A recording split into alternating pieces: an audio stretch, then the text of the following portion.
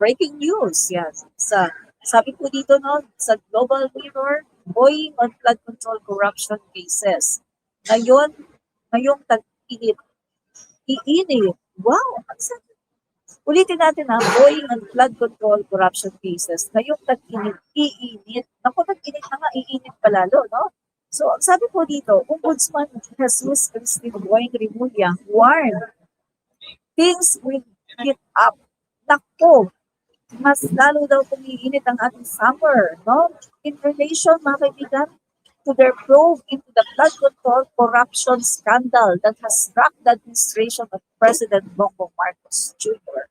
So tuloy-tuloy na nga mga kaibigan at araw-araw nandito kami, no? Araw-araw kinakausap namin yung kailangan kausapin. Nag-case meeting every working day. Minsan, pati holiday at nag-uusap-usap kami ang sabi po ni Ombudsman Boy Rimulya, no? At sinabi din po niya sa mga reporters na during press conference, mga kaibigan, no? Ang kanya pong sinabi na marami pa mga susunod dyan. So, eto mga kaibigan, patungkol po ito sa flood control mess na nangyari po sa ating bansa, no? Matagal na po ito nangyari mga kaibigan. Pero sa panahon lang po ng ating Pangulong Bongbong Marcos Jr., talagang ibinunyag kasi ang Pangulo po natin, BBM, ay gusto po niyang wakasan. Ito po mga flood control mess na ito mga kaibigan. At hindi lang sa flood control, hindi lang po sa DPWH, kundi sa buong ahensya, sa lahat po no, sistema ng gobyerno. Sabi ko nga po palagi, merong 3 pillars no, na talagang ito po yung aim ng ating Pangulo, mga kaibigan. Unang-una, syempre, usigin at mapakulong itong mga nagnanakaw sa gobyerno. Lalo-lalo na yung mga flood control natin na talaga namang naging cause, mga kaibigan, no, ng ang buhay ng ating mga kababayan ay at risk. No?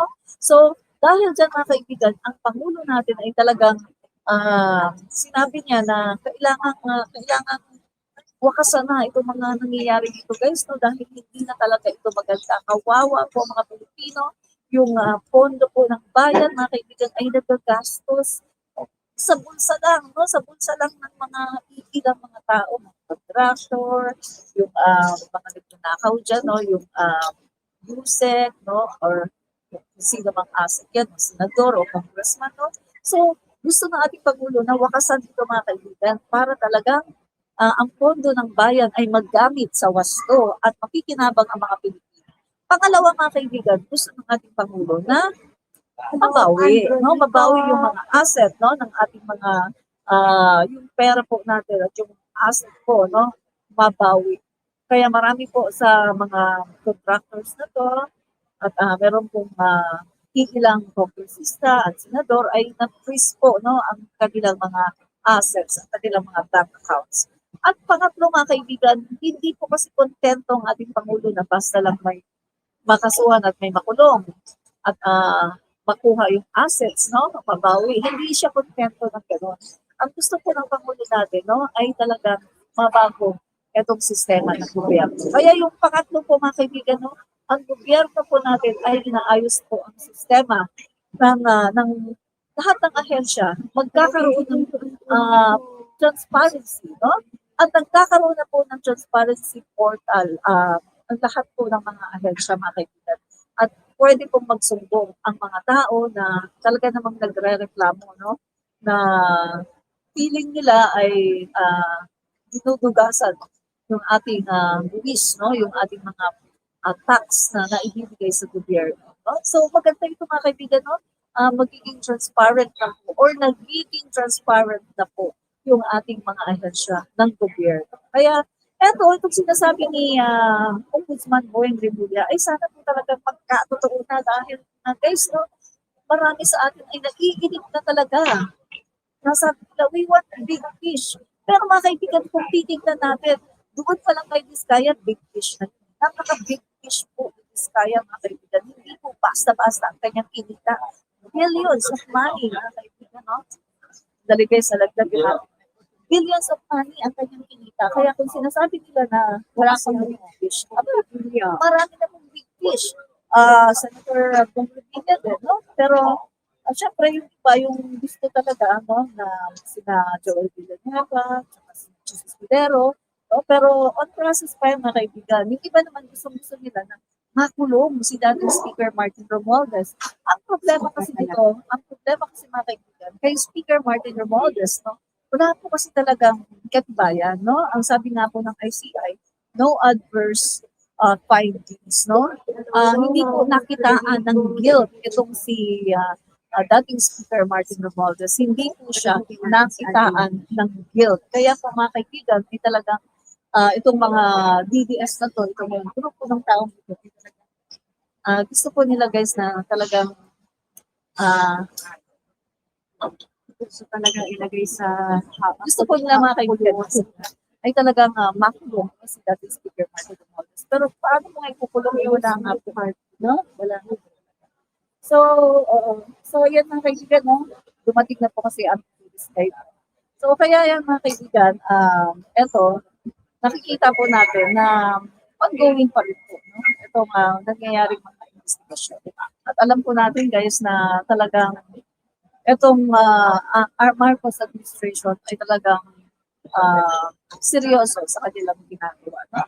So, sana naman ang Ombudsman Boy Rimulya ay talagang magkaroon na po ng mas mga yung talagang mga senador talagang makulong, no? Or tsaka mga congressista. Yan, ang pangalawang topic natin mga kaibigan, no, ay itong transport group 10,000 monthly aid for PUV drivers. Wow, ang ganda nito mga guys, no? Ang laki po, 10,000 monthly aid for PUV drivers. Mga kaibigan, pag sinabi mong PUV, yan yung public vehicles, no? Yung mga drivers, no? Mga kaibigan ay marami pong salamat, no? Mga kaibigan sa nagbalikan. Yan. So guys, no, nakakatuwa dahil talagang itong 10,000 pesos ay malaking tulong po ito. Lalo-lalo na ngayon na tumataas po ang presyo ng langis. No? Yan. Okay guys, ang pangatlong topic natin ngayon ay ang price of an 11 kilogram liquefied petroleum gas tank could reach as high as 1,580. Salamat, LPG Marketers Association warned on Thursday. In a report, 24 oras, the group attributed the projected price hike to rising shipping costs caused by limited access to the Strait of Hormuz. Yan, mga kaibigan, no? Kasi may mga balita tayo na bubuksan nga daw po ng Iran itong Strait of Hormuz, no? So, may mga balita po tayo na sa agad lately na ang gusto daw po ng Iran ay ang hindi US dollar ang gagamitin, kundi China, yung currency po ng China. How true, no? So currently, the price of an LPG tank in Metro Manila ranges from over 825 to more than 1,135, making the projected significant. Naku mga kaibigan, kaya guys, no, maghanap tayo ng ibang alternative muna natin, no, sa ating pong pagluluto. Kung mayroon naman kayong kusina sa inyong backyard, eh magano na muna tayo, no, magpuli-puli, kaya gumamit ng kahoy, no, para po tayo ay mga kaso nga lang mga kaibigan, alam po natin na yung iba po ay ayaw po ng mga tusok-tusok, no? Okay. Pero mga kaibigan, nakita naman po natin na ang ating gobyerno ay may effort, no? Meron pong mga bansa na magbebenta sa atin, no, ng langis. Kaya wag po tayong matatakot kasi ayan na po, no, may darating na po galing na po ng Euro, no? So, regardless of what would happen mga kaibigan, no, ay hold on lang po tayo dahil andyan po ang gobyerno natin ay patuloy po na gumagawa para po solusyonan ang problema natin. Yan.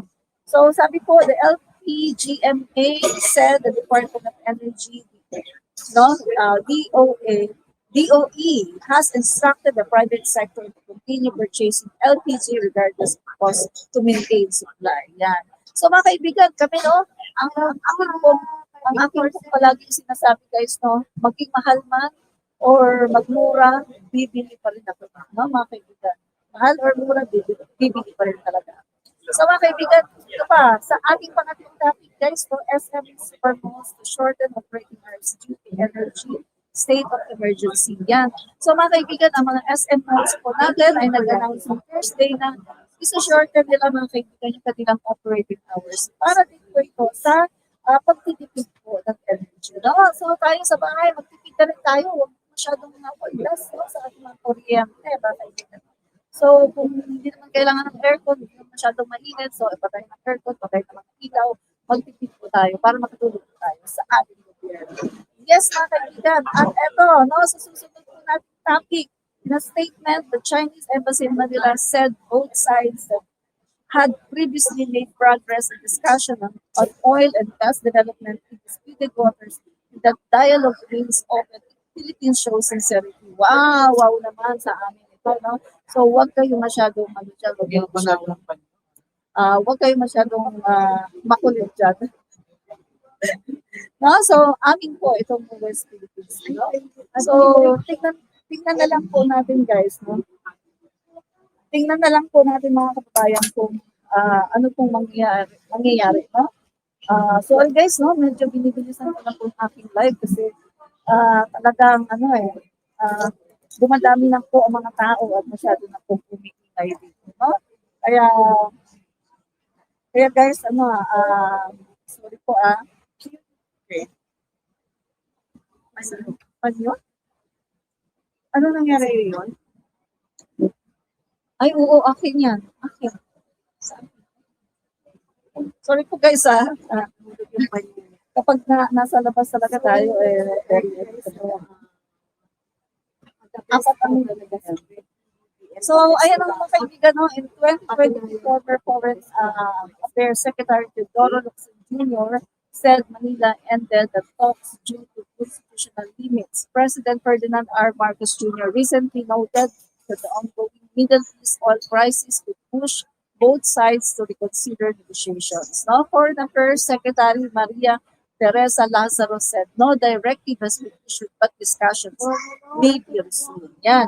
China signals openness to resume joint oil gas talks with the Philippines. Pero, ang Pangulo natin mga kaibigan, tingnan natin kung papayag, no? Kasi ang pagkakaalam ko, ang Pangulo natin, gusto niya talagang ang Pilipino talaga ang makikinabang sa oil. No? Yes. So mga kaibigan, ang susunod po natin na topic ay last topic guys, no? SSS assures OFWs of uninterrupted access amid Middle East tensions. Yan, yung social security system has assured overseas Filipino workers in the Middle East that they can continue accessing benefits and services through its digital platforms. No? So, ito po mga kaibigan, no, despite escalating regional tensions, SSS President Robert Joseph Claro said the agency's My.SSS portal allows members to file benefit claims and loan applications without disruption, provided they meet eligibility requirements. Yan mga kaibigan, sa mga OFW natin, mga kaibigan, para hindi magkaroon ng interruption, no? Yung access, mga kaibigan, dahil dito sa Middle East tension ay ina-assure ko kayo ng ating gobyerno, mga kaibigan, na tuloy-tuloy po ang servisyo kahit po nag-escalate po yung tensions ng Middle East. No? So, meron pong SSS, My.SSS portal na inaalaw po yung mga member, no, na makapag-file ng benepisyo, ng claim, no, ng kanilang benepisyo para po sa loan applications nang wala pong nagdi-disrupt sa kanila, no, provided na kailangan ay ma-meet po nila ang eligibility requirements.